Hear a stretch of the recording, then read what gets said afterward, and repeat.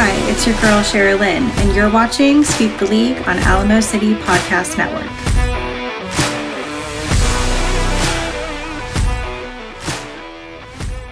Hey, this is George Iceman Gervin, and you're listening to Sweep the League.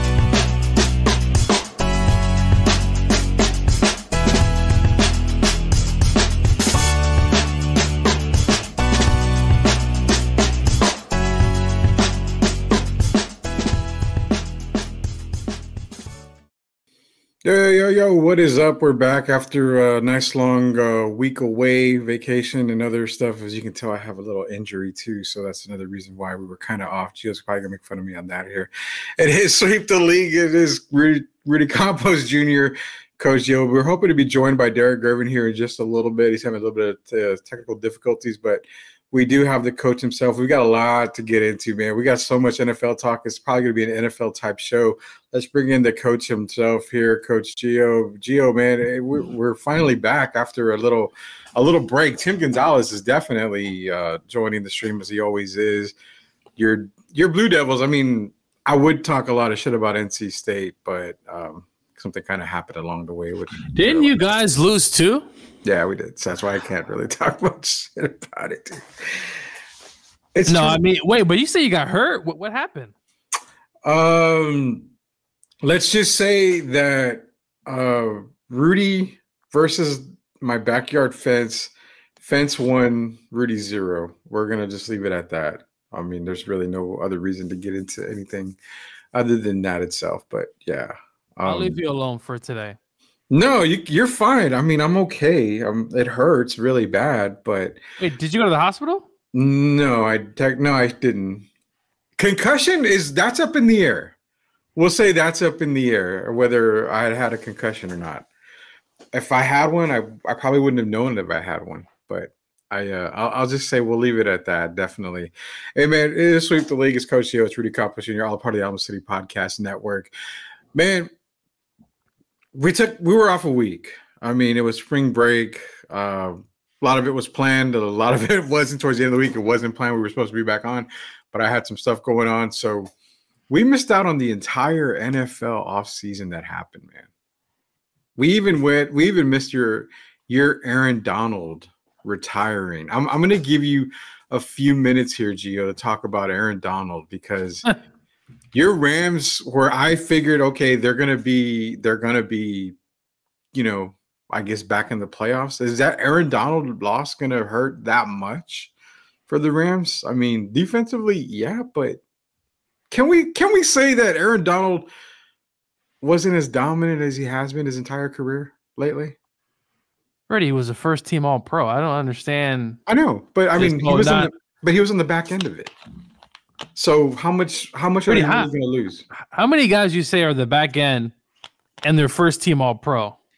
I mean, I don't know how many guys, because listen, first team all pro, it's probably one of the harder things to be a part of. Not like the NBA All-Star game where, don't be comparing that to NBA. No, I'm just saying like it's hard to be an all pro. And sure, it wasn't his, I don't know, 15, 20 sacks. It wasn't your quote-unquote numbers, but really, he's getting triple team most of the time, right? Like, he's getting double, triple team, all that stuff. But nonetheless, I still think the Rams have still a good shot. I mean, obviously, replacing the all-time great is going to be very difficult. But nonetheless, the Rams have known about this for a bit. And also, it was reported by a Rams guy, YouTuber, Jake. I forgot his last name, but apparently he knew. He didn't want to report it. But, yeah, Aaron Donald has retired for now. I guess we'll see, Rudy, what's going to happen before the season. But we've known about this the last few years, Rudy. Like, he's flirted with the chance of retirement. He got that big contract that probably shut him up. But you know what I heard, and it was on Sirius NFL Talk, and I can't remember which show. But they didn't say he wasn't. I'm just going to throw it out there. They didn't say he wasn't. But they asked a question that, I'm sorry, I don't use the word stupid or dumb very often, but it was a very stupid question. And that was, do you think Aaron Donald is a first ballot Hall of Famer? Yeah. I damn near spit out my coffee driving to work. I mean, how Aaron Donald is one of the few guys where you say when he's Hall of Fame bound in 5 years, he's in the Hall of Fame. There's no, do you think he's a first ballot Hall of Famer? The guy is in regardless. I'd put him in tomorrow. No, he's a first ballot, and I mean it's pretty shocking to have anything else not have. People talk about it. Now, is he the greatest defensive player of all time? Look, no. It's very difficult. There's so many other great guys, and of course, LT comes to mind. Lawrence Taylor, yes. The league MVP. It was a different NFL back then than it is now, but nonetheless, I still respect guys who played there. But Aaron Donald has put himself in an argument to at least be in that top 5, top 7, whatever you want to put him at. But 8-time first-team All-Pro.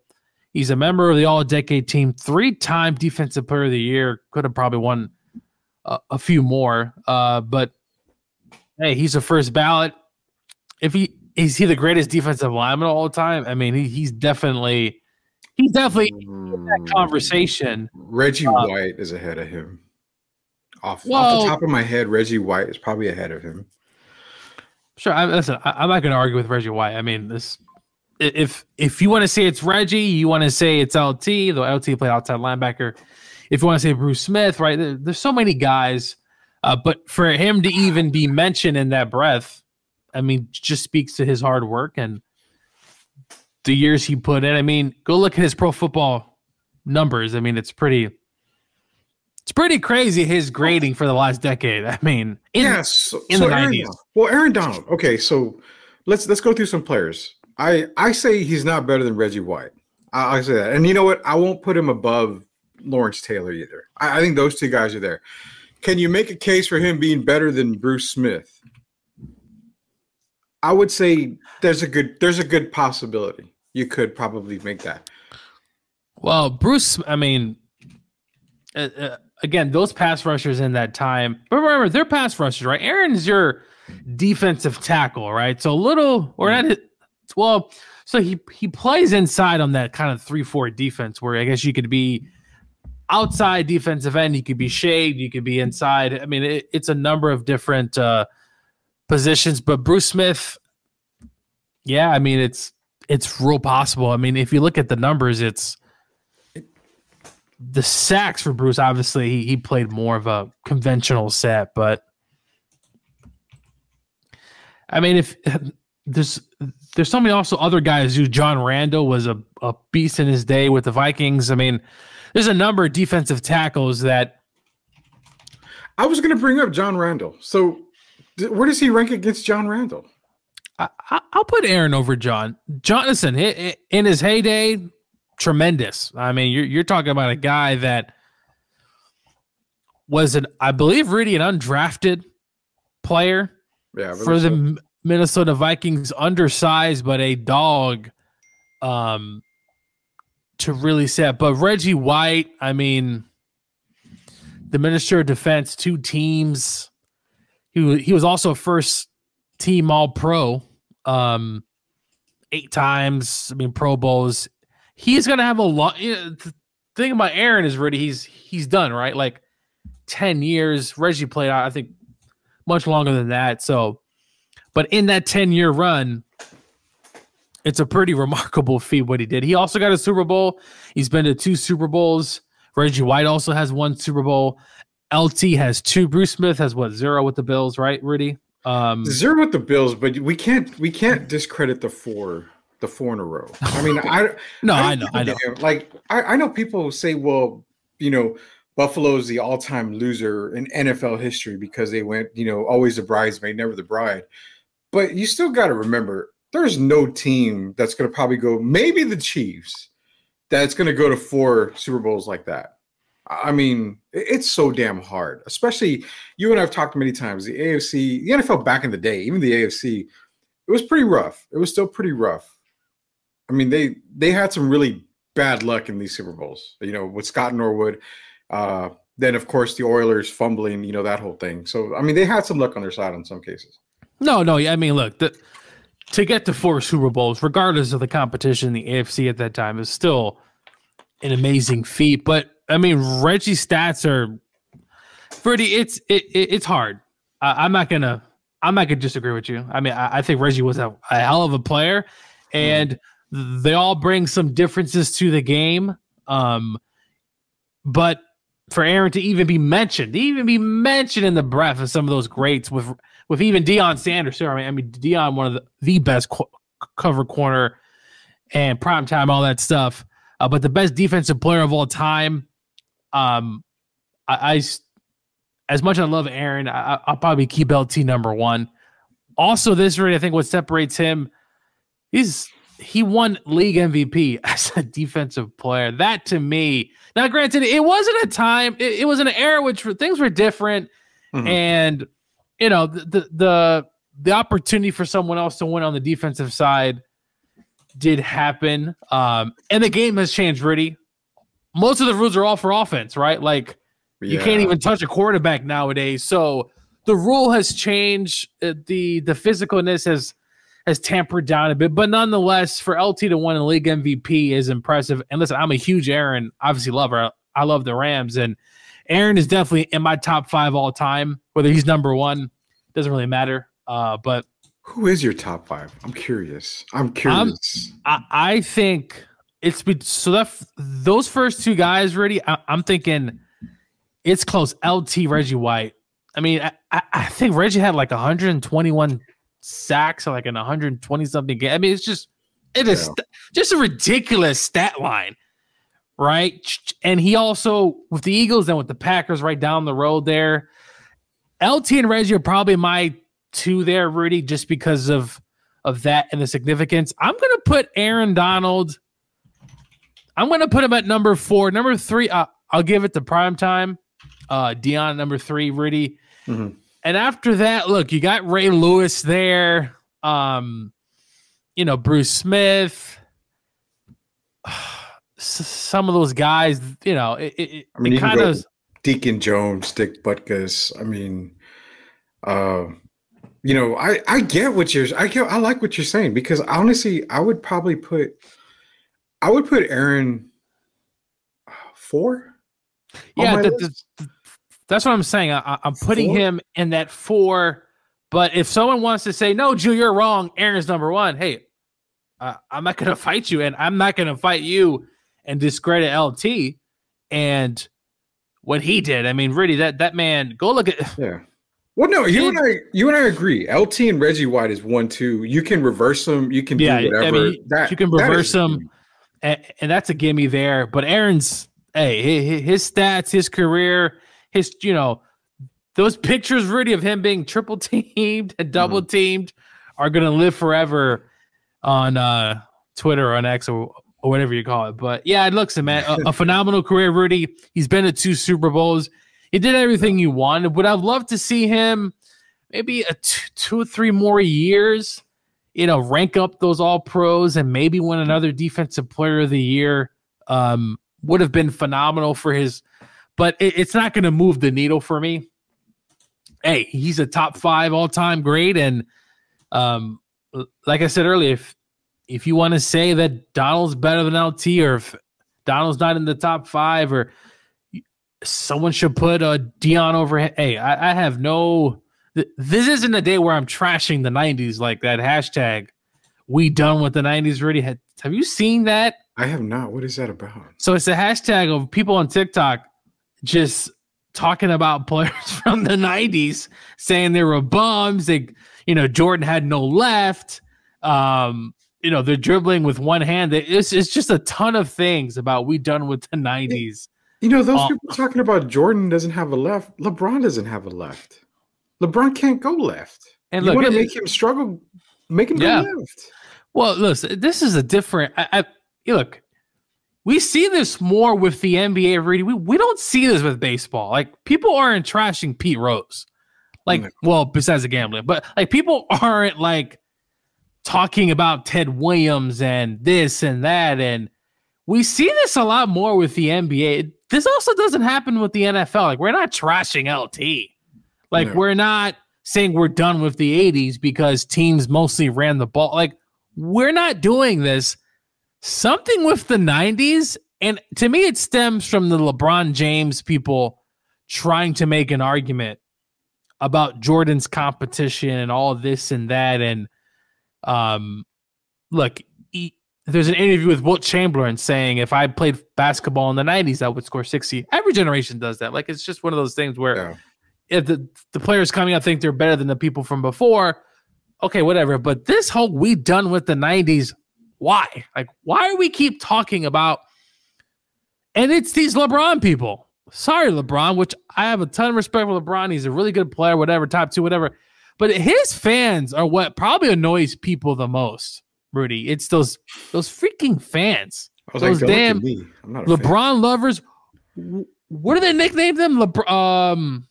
There's like Bronzexuals. Yeah, that's what it is. Bronzexuals. The Bronzexuals. It's just ridiculous.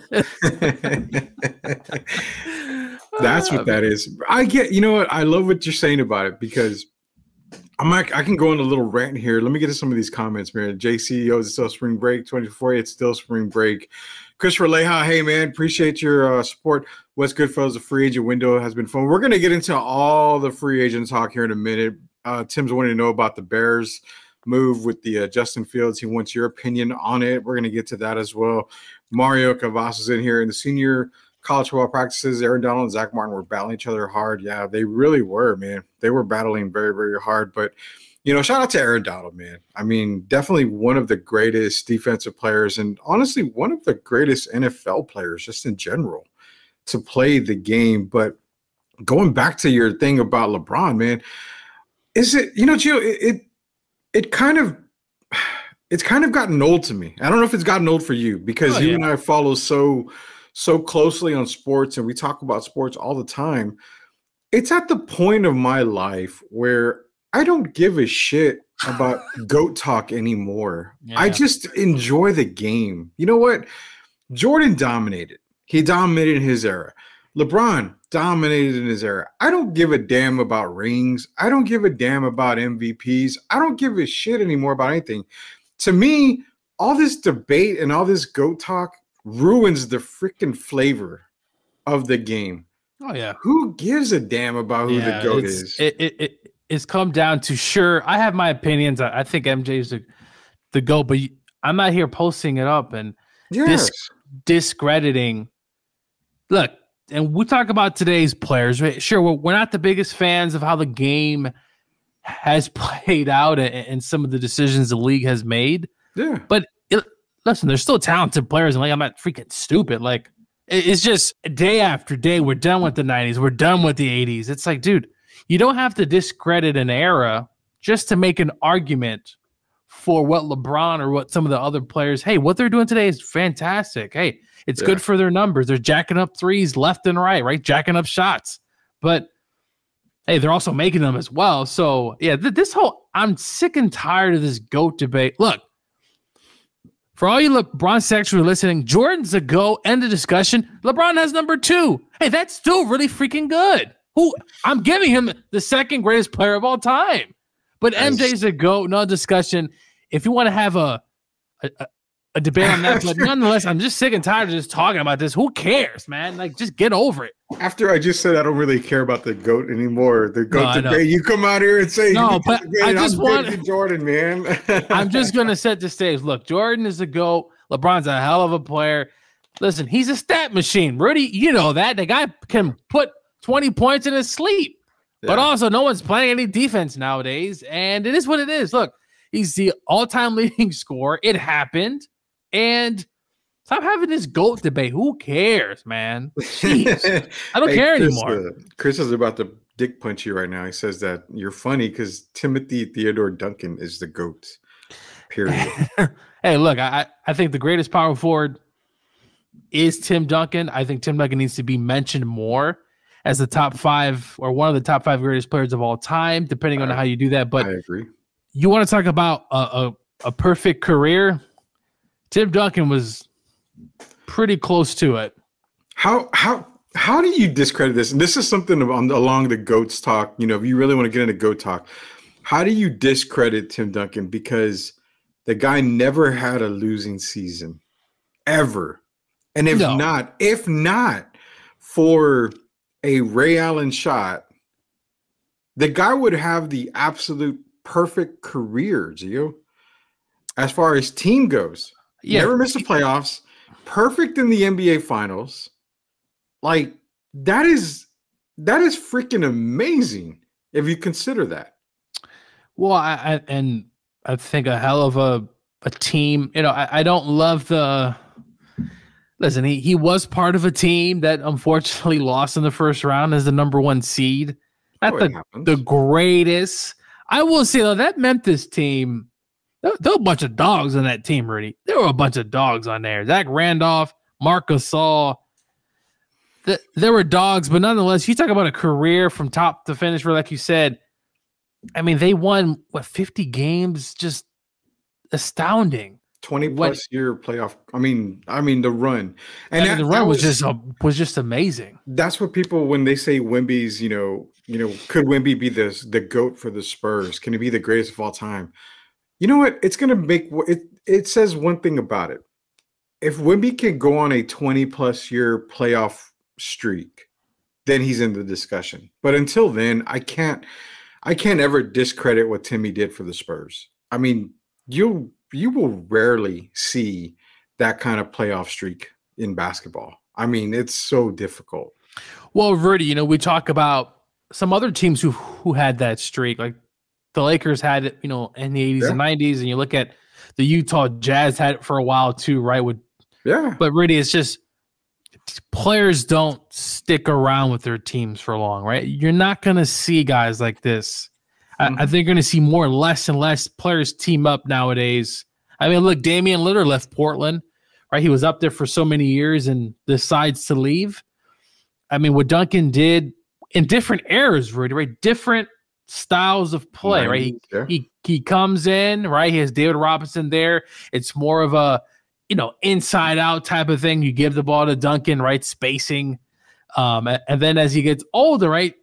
Or Tony Parker comes along, right? A little bit of a different, really pick and pop and really just change this. He was around for so many Spurs eras. It's just great. So yeah, no, I mean, Timmy's Tim, but Tim's quiet, right? So he's always going to kind of be popular. No.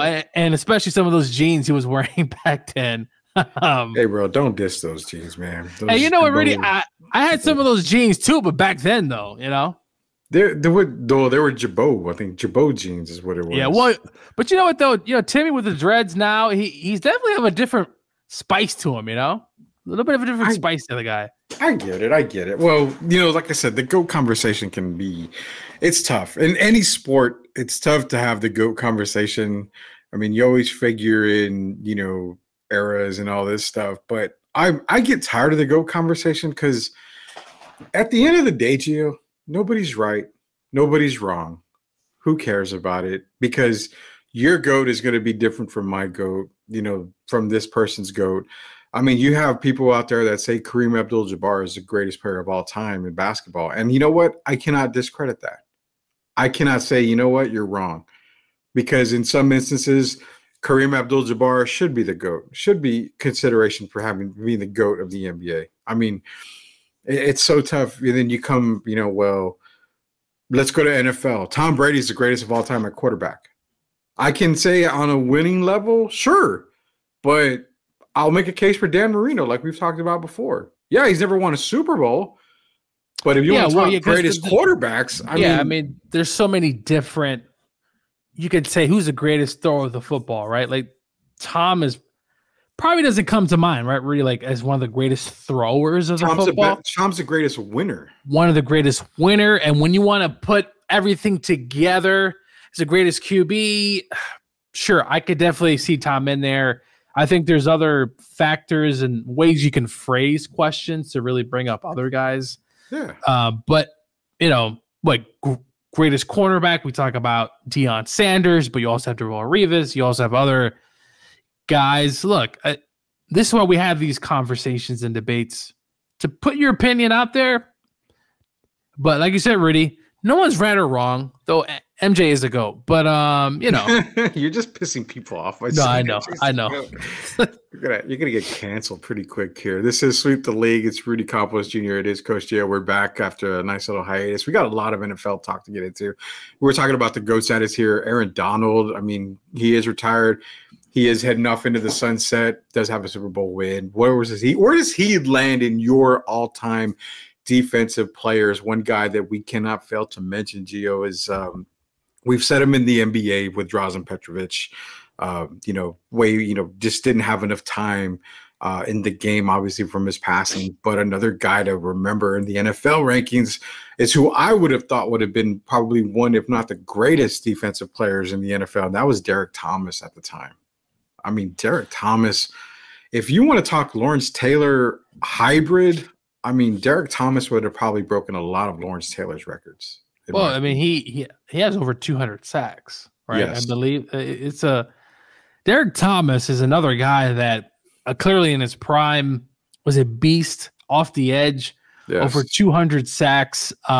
He's definitely, I mean, I forgot about him just because obviously, he left us very early. And when people leave early, sometimes really, you tend to forget, right? Because their name, like even of Reggie White, right? You think he passed away in 2004 or 5 or something like that. Like you kind of forget about these guys.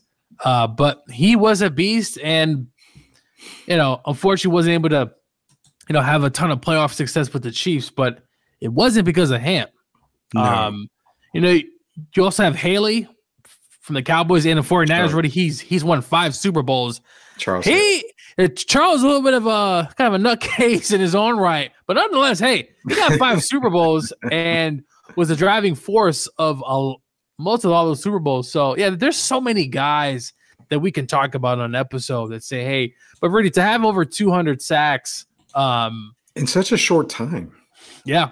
I mean, that's where a lot of people fail to remember Derek Thomas. I mean, Derek Thomas, like I said, he probably would have been the greatest defensive player of all time. I mean, a hybrid Lawrence Taylor. Wow. I don't think you'll ever see a player of Derek Thomas's caliber again, man. I think Bruce is the one that has 200 sacks. If I always get confused with him and Thomas, but nonetheless, over 126 sacks in his career. I think Rudy's Bruce Smith's the one that has 200, just to get corrected. Yeah, I don't think that will ever be broken. Probably not. Probably not. By the way, I don't think so at all. We got a lot more. You got something else? No, I was going to mention something. I mean, there's so many great guys. Cortez Kennedy from the Seahawks back in the day, a big beast in the middle. There's so many defensive guys, man. Oh yeah, there's way too many to go over, man. But yeah, Aaron Donald is probably ranking. I have him at number 4 behind Lawrence Taylor, Reggie White, Dion. I think I have him ahead of Aaron Donald, but it's more like 4A and 4B because it's kind of tough for me to take between him and Ray Lewis. I think both guys deserve to be that 4 spot, but I would give Aaron the nod over Ray Lewis. Just a dominating force. That's just me. That's just my opinion. That's why we talk sports here, Sweep the League. But we got a lot of NFL free agency coming up, man. Winners and losers, Gio. Now, we can all point to one team that's a loser, and that is the one with the star in the helmet. That is about 3.5, 4 hours away from San Antonio. Up north, that is the Dallas Cowboys. We'll get into all this NFL talk here in just a little bit here. We're going to take a quick commercial break. When we get back, we're going to go into NFL talk with all you guys out there wondering who is Gio's winner and who is Gio's losers. We'll find out here in just a little bit. Sweep till it continues. Locked On Spurs is your daily Spurs podcast, hosted by Jeff Garcia, the lead Spurs writer for KENS 5 San Antonio. Jeff has a healthy plethora of guests all the time on the Locked On Spurs podcast. You can also follow Jeff on Threads at JeffG KENS5SA. You can also follow Jeff on Twitter at JeffGSpursZone. So make sure you go ahead and give Jeff a follow not only on Threads and Twitter, but also on YouTube at youtube.com/@Locked On Spurs. This is where you're going to be able to find the replay of the Locked On Spurs podcast. Make sure to like, subscribe, and share. Yeah, I definitely want to go out there, follow Jeff Garcia on Twitter or X, with whatever they call it these days. X out there, great follower. We're actually going to try to have Jeff on tomorrow.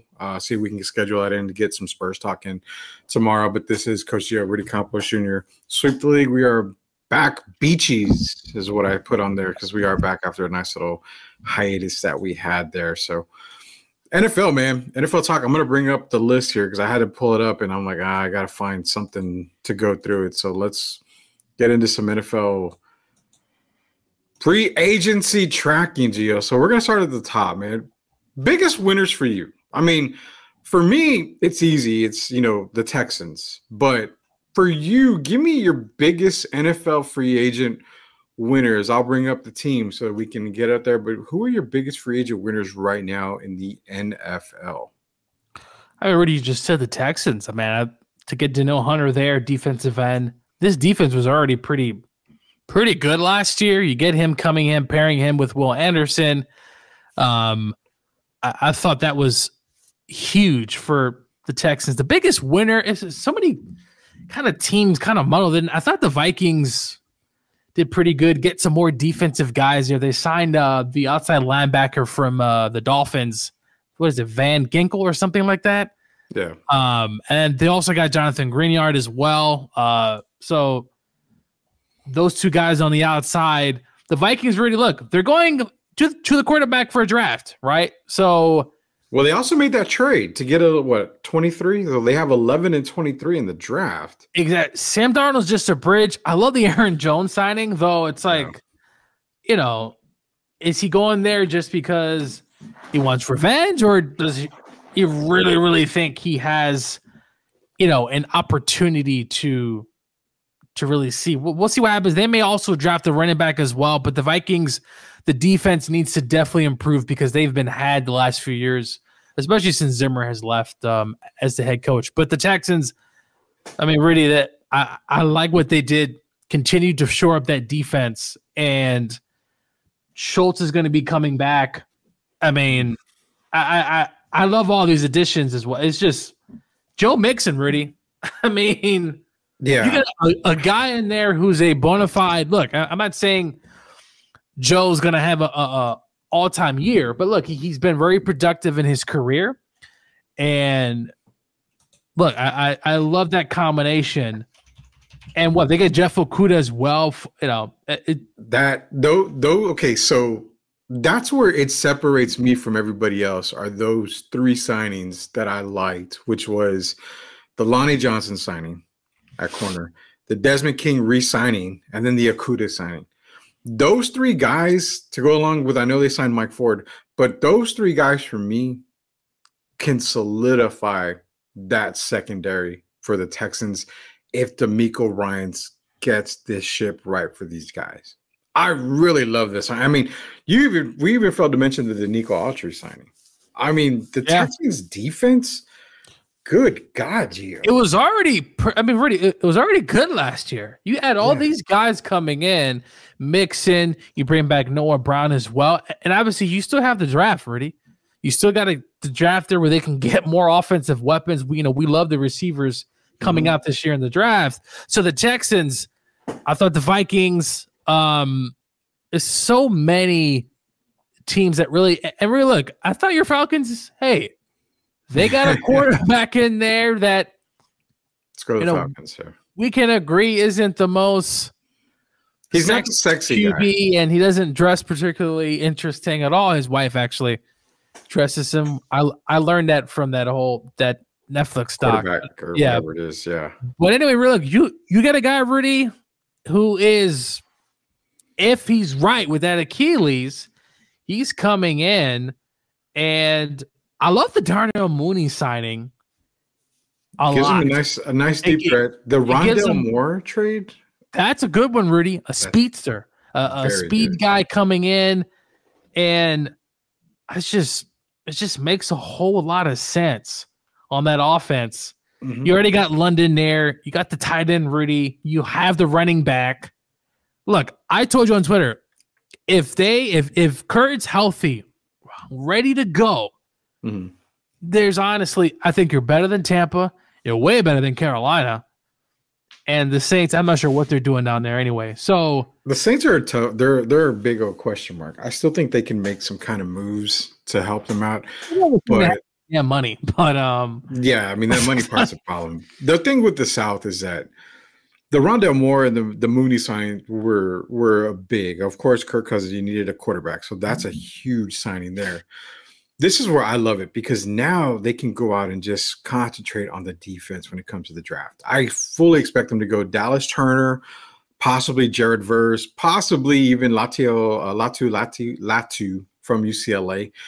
All three of those guys make sense for the Falcons. I think if they could possibly trade down in the first round, they can still get one of these guys. I mean, even if you need a shutdown, corner, you can still get one. I mean, the Falcons are in prime position after these signings. And I really like what they're doing. Are they Super Bowl bound? Hell no, they're not Super Bowl bound. I'm not a Dallas Cowboy, fandom person where every little signing, which they've only had 3 signings so far, the Cowboys, makes them Super Bowl contenders. But I think they're actually NFC South division winners this year.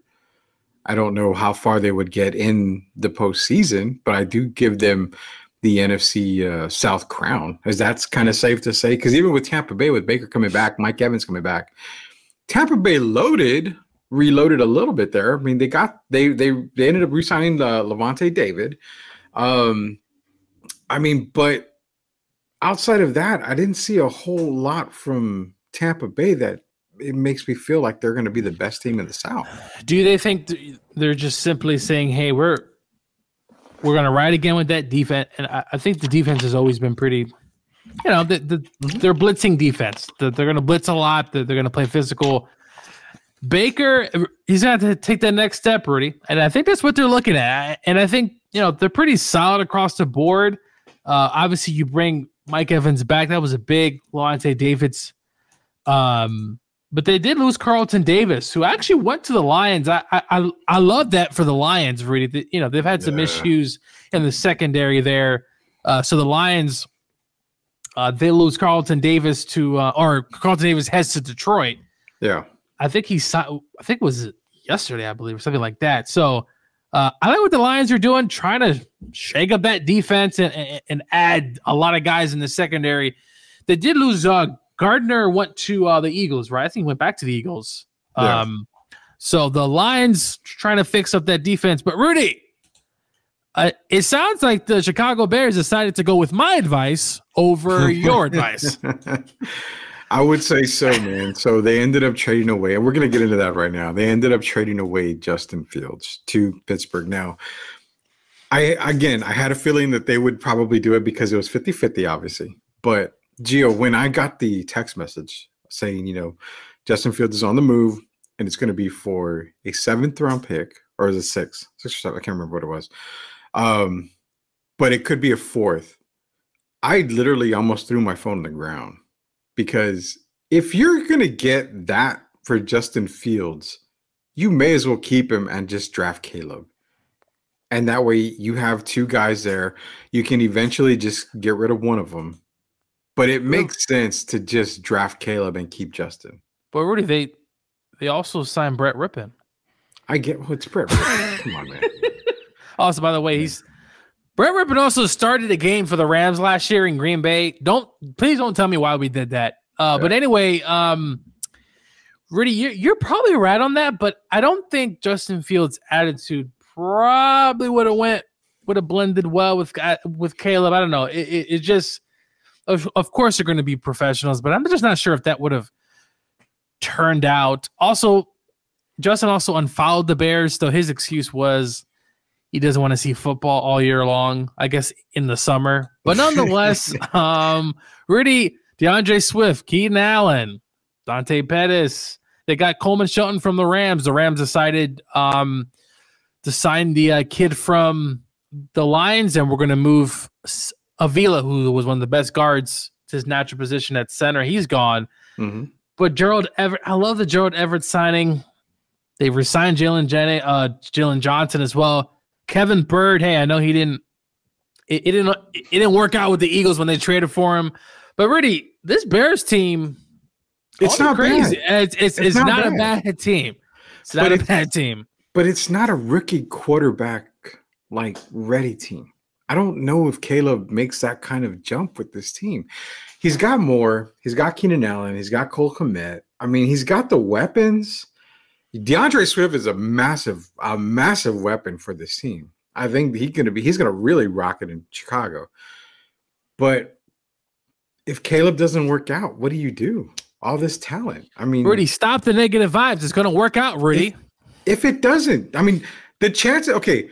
Well, if it doesn't, Gio, someone's getting fired. Okay, I mean, clearly. Let's put it like this. You draft Caleb. Forget Caleb, okay? How many times has a rookie quarterback come in and it's just been perfect and it just works out? I mean, CJ Stroud is the most recent. But outside of that, a rookie quarterback coming into the league, being successful is rare. Are we in agreement with that? Yeah. So you're expecting Caleb Williams to come in with a pretty elite offense that he has built around him and make some noise. So if Caleb struggles, what do you do? Which he will. Look, he's a rookie quarterback coming into a situation where there are a lot of new guys, Rudy. This offense, obviously you still have more.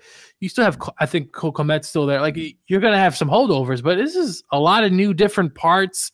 They have a new offensive coordinator in Shane Waldron coming over from Seattle, who did some pretty good, decent work with Geno Smith up there.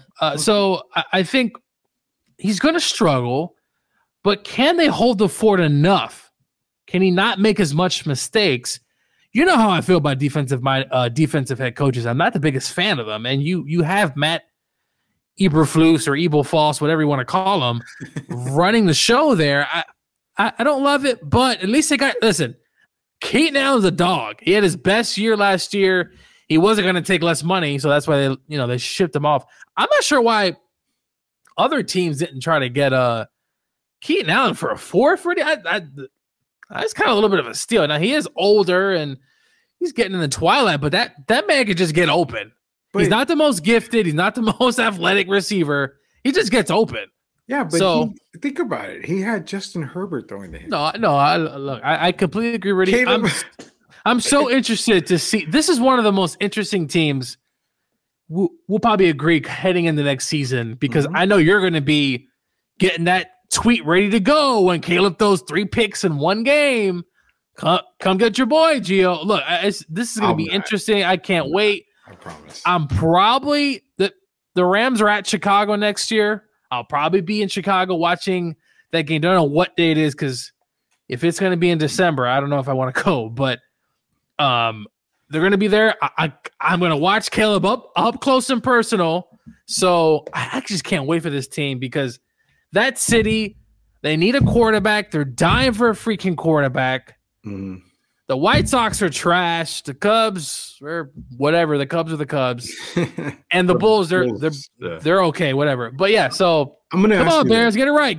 I'm gonna ask you this. So, hypothetically speaking, is there any possibility that the Bears trade out of one still? Yes.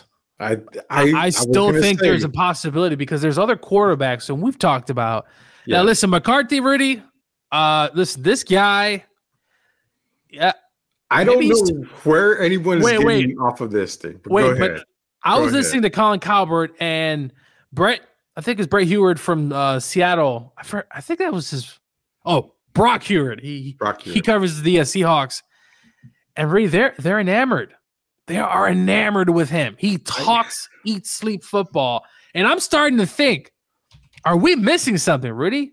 Are we missing something? Are we missing something? Because I keep every day there's a video or something posted, and I'm like, man, dude, like, am I just not understanding what this guy wants to do like 10 passes in a game? It's just, I don't know what I'm missing. I'm trying to like him, and I'm going to live by my motto. It depends where you go, especially at quarterback. Where are you going? What's the system? What's the opportunity? But Brady, this man has been rising rising, just like that Creed song, Can You Take Me Higher? That dude's been rising up. He might be a number 3 pick, Rudy. I've heard the same things coming out for JJ, and honestly, Gio, I don't see it. I don't understand it. One analyst even told me, he said, well, you've got to remember, he's really the only quarterback that was in a pro-style system at Michigan. And I'm like, and what does that mean? I mean, so you had a professional head coach in Harbaugh, and they were running a pro-style offense. You mean to tell me just because of that, it's going to translate to the NFL? He doesn't have Harbaugh. I mean, he's in a whole new system and a whole new coach. And then to come back, I asked the question back. What in the hell do you consider a pro NFL pro system? Because so many coaches run different schemes. So many coaches run different offenses. You mean to tell me wherever he goes, they're going to pick up the Harbaugh system? Well, look, I mean, pro style is pretty generic. A lot of times it means the quarterback's under the center, right? Like a lot of quarterbacks in college are not. Brady, I'm on the lines with you, and we don't always agree on everything, but I'm trying to really see what. And I was watching some game tape earlier today on McCarthy. I had it on my TV, and I'm just watching. I said, okay, I mean he could play. I'm not saying he can't, but is he a franchise quarterback? Okay, if you put him in Washington with Kingsbury, maybe, or Cliff, maybe it works out there what they're doing in Washington. I don't know. I just don't know, and I'm just gonna say this: I don't know. If I keep seeing it, I don't know anymore. It's just he's just been the darling of the draft. It's the same thing with Caleb Williams, man. And I'm not dogging Caleb. No, I'm not dogging Caleb. But what I'm saying is that it's the same thing. It's the media narrative. It's the narrative that they put in your head. This guy's this. This guy's this. This guy's this. You know what, Gio? If you and I worked for ESPN and you had an agent come up to us and say, you know what, bro, here's $50K. Can you talk my boy up? You going to turn down money? That's the thing. I don't. Caleb, hey, at least Caleb has production, right? At least he has the Heisman, Rudy, and he's had some good stats. When you look at this guy, it's like, oh, well, it's like meat and potatoes. And hey, Rudy, for all we know, in 4 years, he's an MVP candidate, and someone's going to take some of our clips and say, look, these guys don't know what they're talking about. Exactly. And, it happens more often than not. It happens more often than not. But with JJ McCarthy, I mean, again, people that I've talked to have said that he's going to be, he's like the perfect quarterback, like Kirk Cousins. He's going to be able to guide you. And I'm like, well, what the fuck has Kirk won? Like, he hasn't really won anything. So if I'll say this, though, Rudy. Cousins, I mean, Kirk Cousins, Rudy, that man has made a lot of money for one playoff win. I'll give Kirk that. He's been able to cheat the system, Rudy. Don't hate the play, hate the game. That man has been – the amount of money, Rudy, that he has had in his career is pretty astounding for a guy.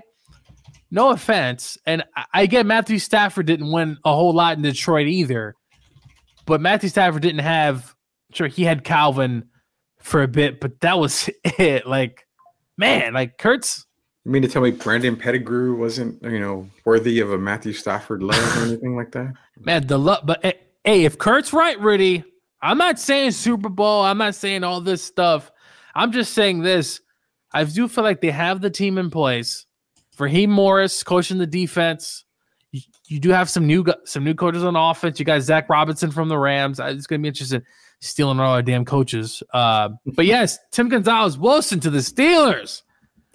We got to get into that talk here. So Steelers country, let's ride.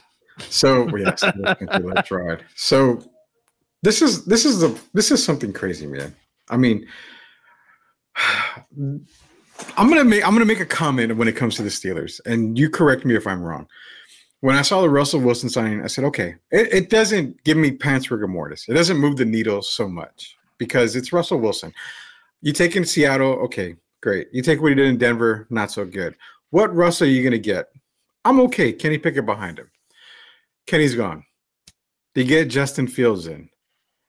My mind starts to go crazy because you have given Omar Khan, and the Steelers all the power in the world. Why? They've got 2 starting quarterbacks. So what happens in the NFL, Gio? A contending team sees their quarterback, a la Aaron Rodgers, go down. What do you do when you have 2 starting quarterbacks?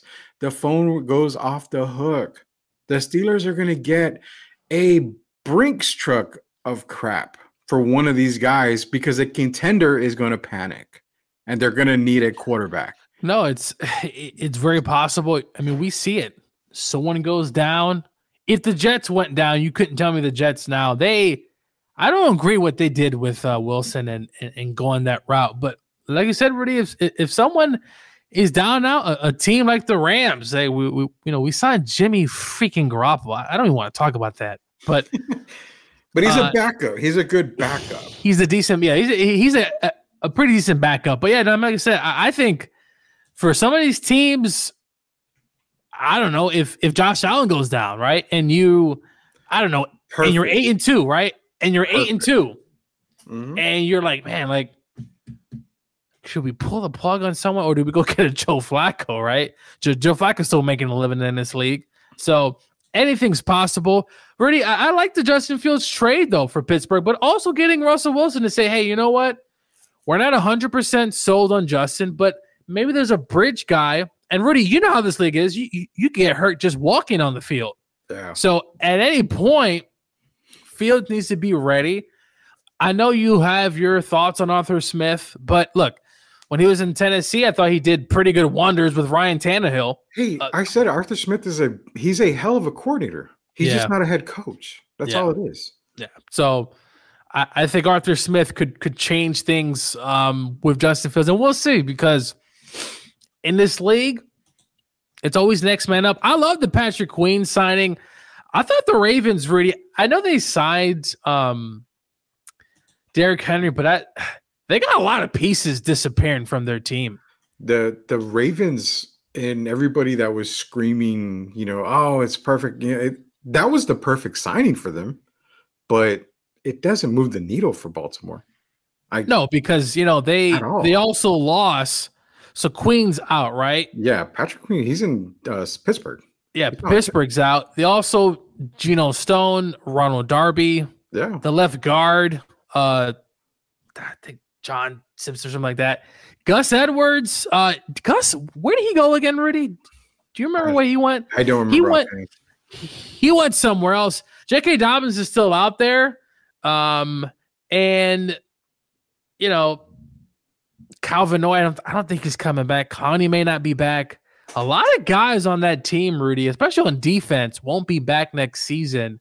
Mm-hmm. They also obviously lost their defensive coordinator. I mean, you still have Roquan Smith, but I'm just saying, like, there are a lot of missing pieces there. And Rudy, they need to get a receiver, man. And Odell's going to be gone, right? So Odell's gone. He's already basically said he's gone. He's not coming back to Baltimore. And reports are having that Odell might be going to the Jets. I mean, he might be going to New York. And the Bengals, to me, I think this is a team we talked about a bit. I think they're going to be back in the fold. This is the team, and we talk about the windows, right? Sometimes the window of opportunity closes. Someone gets hurt. You have to reload. I like the Zach Moss signing. It's a really good signing. I do like that. T. Higgins seems a little upset that he got franchise tagged. I don't know what's going to happen there, but Cody Ford, Sheldon Rankings. I think bringing back Ford up front. Look, they're going to have something to say. And to Tim Gonzalez's point, Rudy, we didn't even mention Saquon Barkley. We're not done talking about. That's how bad the running back. Well, not how bad the running back market is, but how sometimes of an afterthought. Yeah. I'm surprised though, because Rudy, you know how Giants fans are. These people, and I grew up in New York. I was around a lot of Yankee fans. Those people are annoying, and a lot of other fan bases. To me, it's crazy that he would sign with the Eagles, but hey, it's his money.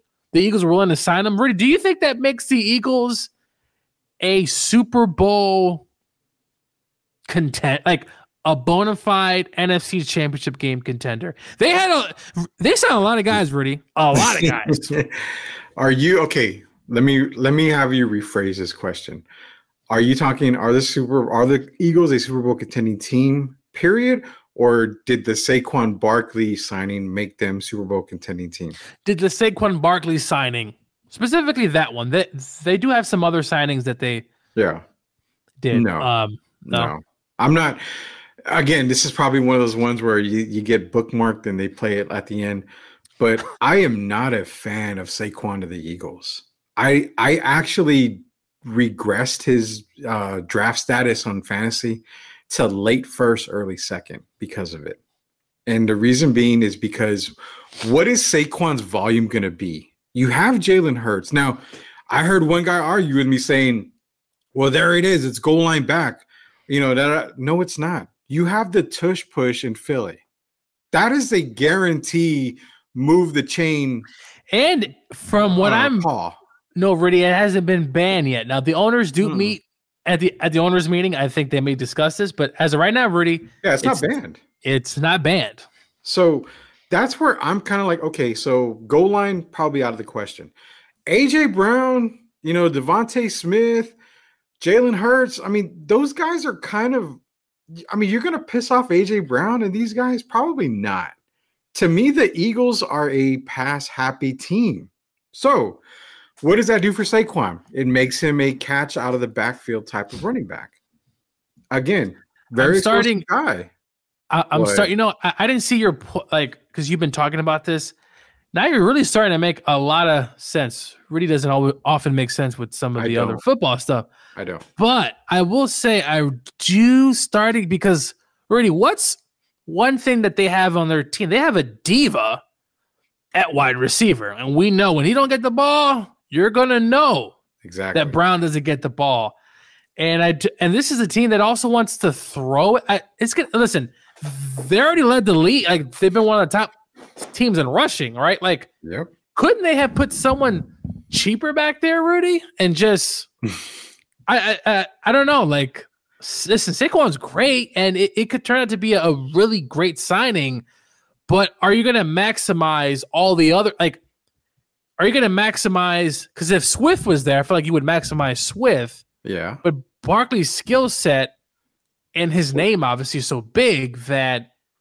What more do you get from Saquon that you wouldn't have gotten out of Swift? That's my question.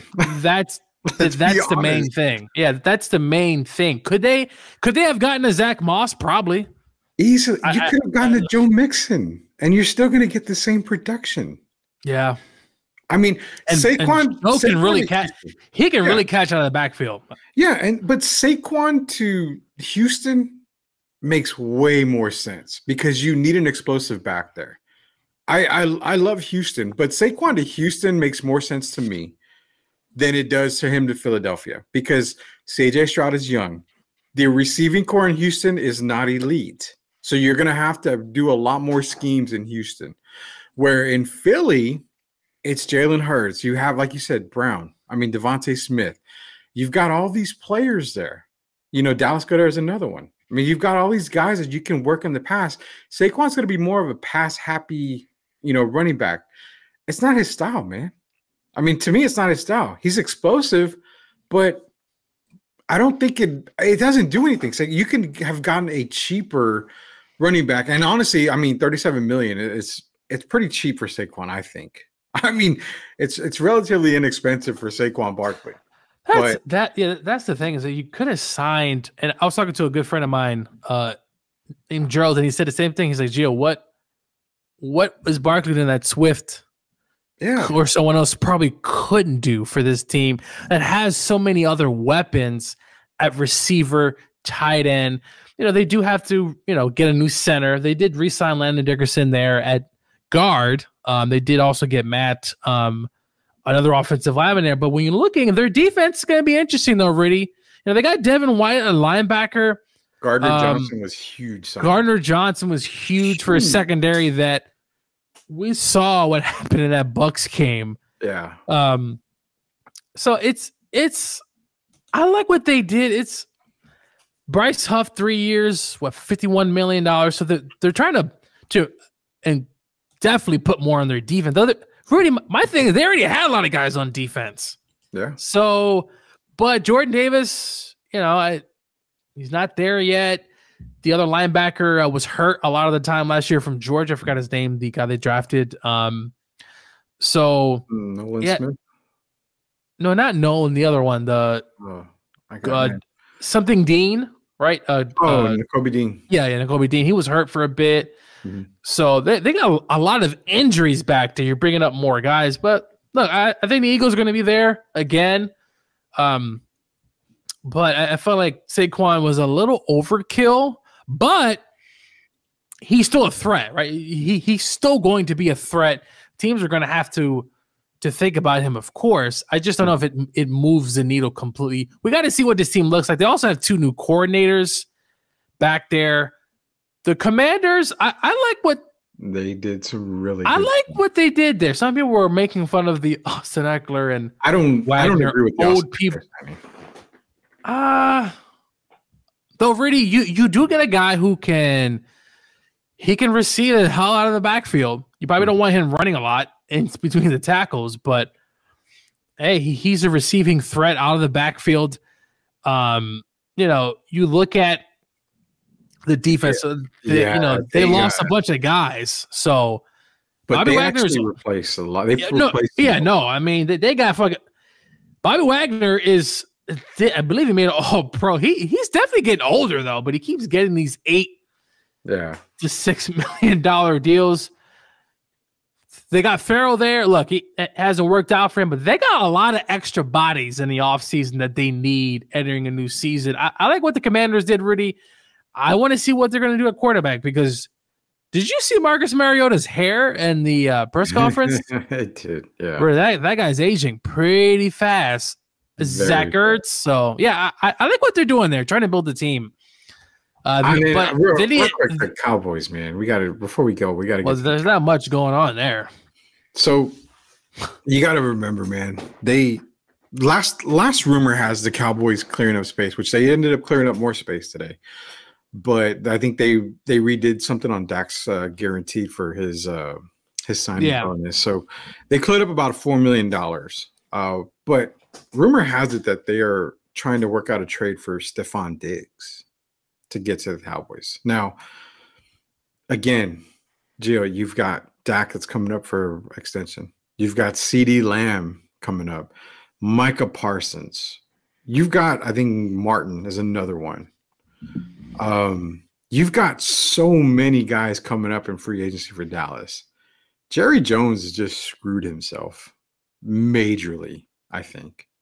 He's going to have to restructure Dak 100%.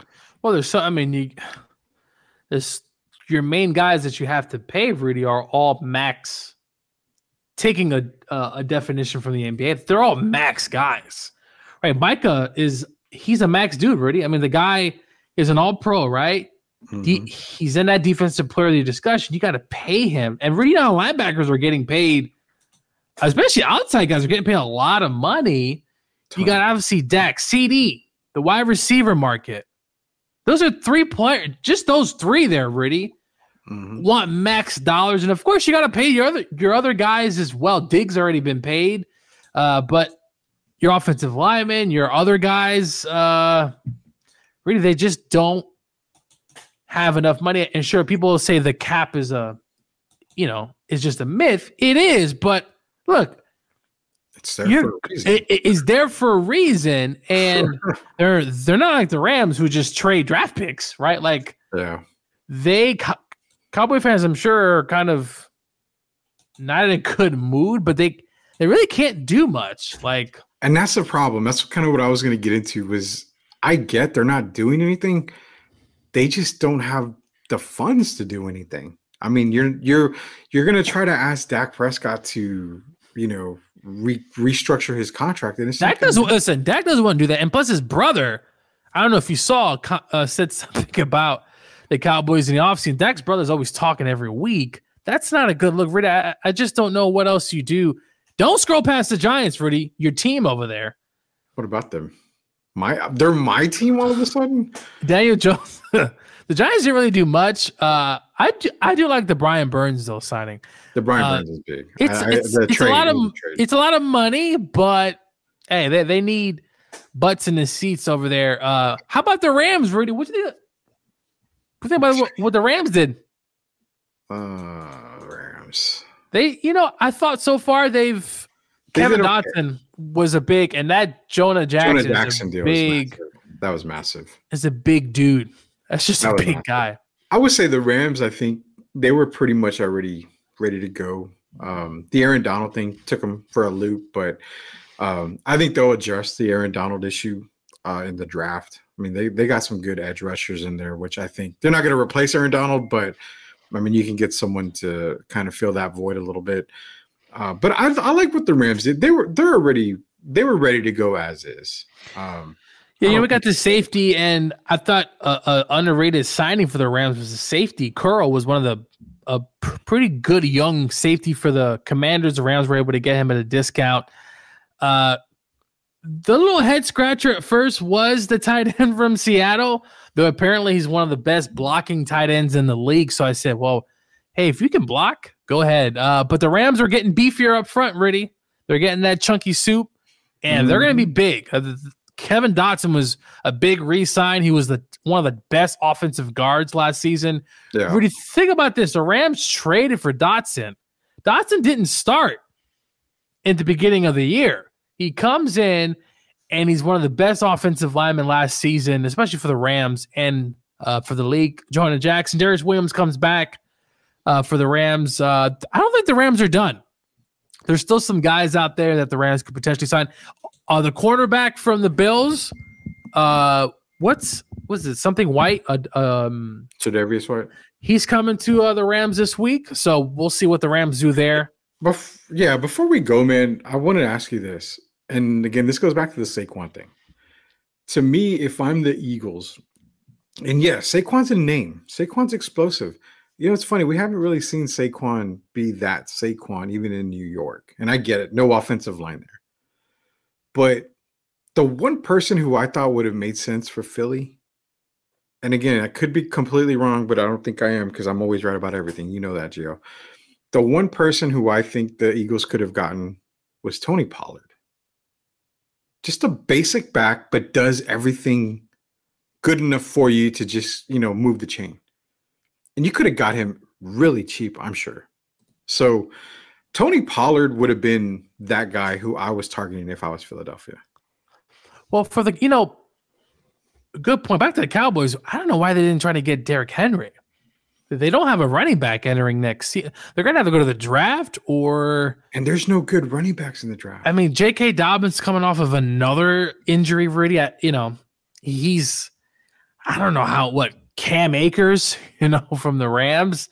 He's kind of been left there. I don't know what they do. Something tells me they're probably going to hit the draft. That could be their first draft pick. Could be a running back. I don't know. Not first. There's no way, man. Well, are they drafting in the 20? Well, okay, they probably go running back probably in the third round, I guess, depending on who's there. But I mean, you bring up J.K. Dobbins, and that's a possibility. But with those injuries, man, it's almost like you're going after Nick Chubb. I mean, you don't know what the hell you're getting. Oh, speaking of Nick Chubb, he's still out there. Yeah, I would, man. It's crazy with that injury. That Nick is not on the team. I'll say this though: if Nick Chubb comes back and he's Nick Chubb, I think the Cowboys should take a look, Rudy, at Nick Chubb. Wouldn't hurt. I mean, you can try. I mean, I think he's still under contract with the Browns, but he might be a casualty. Yeah, I believe I thought he was going to. Maybe he hasn't been cut. Yeah, I thought he was going to be. Kareem Hunt's out there, but Kareem is more of just a. I don't know, Rudy. I don't know what the Cowboys are doing, but safe to say it's not the right thing. Well, I'm not sure what to expect. I do think I would love to go to that game. Kirk Cousins will wear number 18 for the Atlanta. I guess I'm not going to buy me a Cousins jersey. Come on, Rudy. No, Wait, do you have a Matt Ryan jersey? I do not. Nor do I want one. Really, Rudy? I have a Michael Vick Virginia Tech jersey. I don't have his. I used to have his NFL jersey, but I think it got lost in the move. You want to know the only NFL Atlanta Falcon quarterback jersey that I own is Brett Favre. That's it. Brett Favre? Wow. Brett Favre is the only NFL Atlanta Falcon quarterback jersey. I have a Marino jersey, but there hasn't been any NFL quarterbacks from Atlanta that have really, made me want to go get a quarterback jersey. What are you talking about? The man won an MVP. I know Matt Ryan, but I can't. Ever since the Super Bowl, I can't just go get one. I don't want one. I really don't want one. Matt Ryan's right. You people in Atlanta are something else, man. I don't live in Atlanta. Well, okay, whatever. I'm putting you there. You people in Atlanta are something else. That guy took you to the Super Bowl, did a lot of good things there, and you act like he didn't do anything. He did a lot. He also didn't do enough to get a Super Bowl win. So. Hey, Kyle Shanahan was also on that damn coaching staff that screwed it up. Yeah, Kyle Shanahan, Dan Quinn. I mean, everybody was there. Screw that entire Atlanta year. All right, it was a waste. It was a waste. It should have been a Super Bowl. Should have beaten Tom. Listen, don't feel bad. My team lost to Tom twice, okay? It doesn't matter. But your team didn't have a 28-3 lead. You're right. We actually did not have a that probably, you know what, to be up that much, I'll never forget that Super Bowl. My buddy, a friend of mine, Jose, he's a big Falcons fan. Big. And I never forget, I was trying to call him, and I know he was doing backflips. And that game changed. It was one of the crazier endings. Rudy, a quick question before we leave. Yeah, what's up? When that game went to overtime, right, at the end? Or was it the last? Yeah, it was overtime. What was your thought going into that overtime? Do you remember what you were feeling? We lost. Did you know? You're like, damn, this shit's over. I already knew it. I remember telling my wife and my family that was there, it's like, don't fucking, and these are my exact words, don't fucking talk to me. Don't come at me. Just leave me the fuck alone. I already knew. And then, when the Patriots scored, I want it to be like one of those viral videos where you break the TV and you just go to town on the TV, just wail on it. I couldn't do that because, I'm not rich. I can't afford another TV. But I just remember being the most pissed off person. And I got text messages from people that said, oh, what happened? And I remember just simply replying, fuck you. Fuck you. Like, I was livid after that game. So yeah, you're making me mad again. Stop talking about this, man. This is terrible. Hey, to Tim Gonzalez question, Rudy, first running back taken. Everybody picks like Corum. I don't think it's Corum. I like Jonathan Brooks. I know he has an injury. I like him coming. But it's probably going to be Blake just because the championship. Mm-hmm. But maybe it's probably going to be Krim, right? I wouldn't see why anyone else would pick anyway. Even though I think there's another back better, though. Hey, he had the production.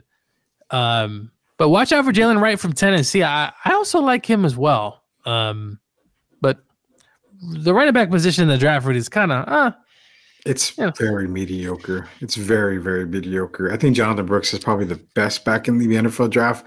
I like Marshawn Lloyd at USC. He's decent. One guy that I really, really like is Frank Gore Jr.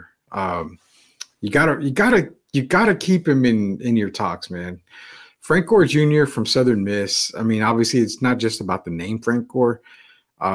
He had some really good games for Southern Miss, and I think we're in the right system. Frank Gore Jr. could be a really big surprise in the NFL. So, first running back off the thing for me, it's Marshawn Lloyd. USC. I think he'll be the first running back. If it's not Blake Corum, it's Marshawn Lloyd. March Madness, not today, Tim. March Madness starts Thursday. Well, technically, tomorrow and Wednesday.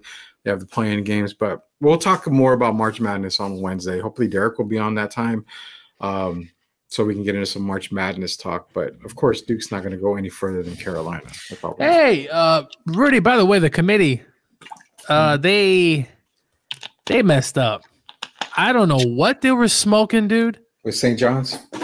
St. John's should have got in. Listen, Indiana State. I'm not too far from them. With that kid with the goggles, I keep forgetting his name. Indiana State should have made the tournament. This is ridiculous. Some of these teams did not make the tournament, but they let Virginia, who can't even score 20 points, get into the tournament. It's ridiculous. Mm-hmm. Ridiculous. But, hey, I'm excited for the women's college basketball. Probably a little bit more, Rudy. Yeah. I love that. Those games are always good, and I can't wait to see probably LSU, South Carolina, Stanford. It's going to be a good time. I'm probably this year. I'm actually not going to bet any money. I think I'm going to enjoy it. Just enjoy for the enjoy. No money down. When you put money down, it starts to. Yeah, it starts to hinder the games. Real quick before we go, man, you brought up a great point about women's college basketball and March Madness.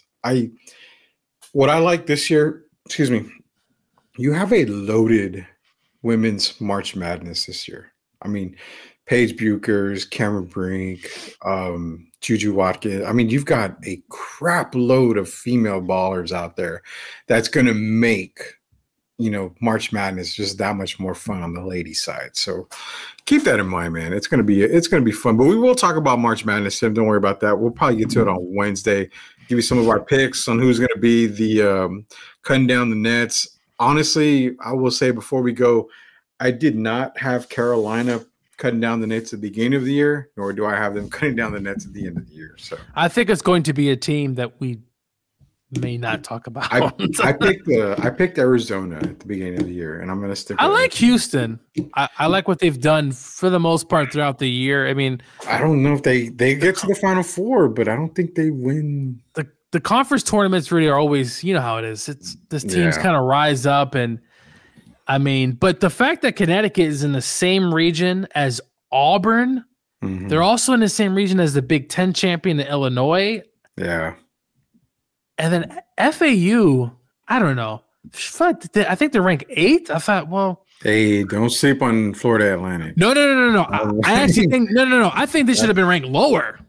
Like, really? Yeah, I think they're ranked right where they need to be. Yeah, I think number 8. Okay, all right. I think so. No. I think they're a scary team. I'm just saying, like, Connecticut's bracket is pretty insane, pretty tough. I think it's one of the tough. We're going to get into the bracket talk on Wednesday, but I think it's pretty tough on the Connecticut side. Honestly, I'm going to be dead honest. When I glanced over the brackets, I haven't really looked at them, but the West with Carolina and Arizona, that's kind of an easier bracket for me because I think it's going to either be Carolina or Arizona in there. I mean, that's who I really think it's going to be. So, of course, Carolina win. I think they got Michigan State's in that bracket. You can never count out Michigan State, but don't forget Purdue. I think Purdue's a no, but Purdue to me, everybody's on the Zach Edey train, and all. I'm like, I don't buy it. As someone who lives in Indiana, they're really driving Purdue. What I saw last year when they lost to Franklin Dickinson in the first round. Yeah, I don't know if March Madness really has a way of just. Sometimes it doesn't matter what seed you are, man. Just kicking the ball. You get in the balls. It depends on matchups when you play. And Kansas messed up one of my parlays a few weeks ago, and I didn't forgive them. That team is annoying. But definitely I can see him first round exit, Tim. Definitely first round exit. At least for your case, because you probably want them to go out in the first round after missing that parlay. Annoying, man. We will. We're going to go to end the stream right now for Coach Joe, Rudy Campos Jr. We'll talk more college basketball on Wednesday. Hopefully we'll have Derek Irvin on here. I'm going to see if I can also get another college basketball guy into the show for Wednesday. so we can talk all March Madness, get ready for the tournament. We'll see if we can run a tournament bracket style here. I'll see if I can set it up here for everybody as well. But tomorrow we'll see if we can get Jeff Garcia in here for some Spurs talk. The schedule is going to change a little bit, guys. So we may end up going from 3 to 4:30 possibly. We may change the times, but we'll keep everybody updated. Also, there might be a couple of weeks where we go Monday, Wednesday, Friday. Kind of just work stuff has a lot of stuff, a lot of us busy. So we may have to adjust the schedule, but we'll keep everybody updated on what's going on. It felt good to be back. But again, for Coach Gio, for Derek Gervin, who should be back on Wednesday, it's Rudy Campos here. Until we sweep the league again, we'll see you later, Knuckleheads.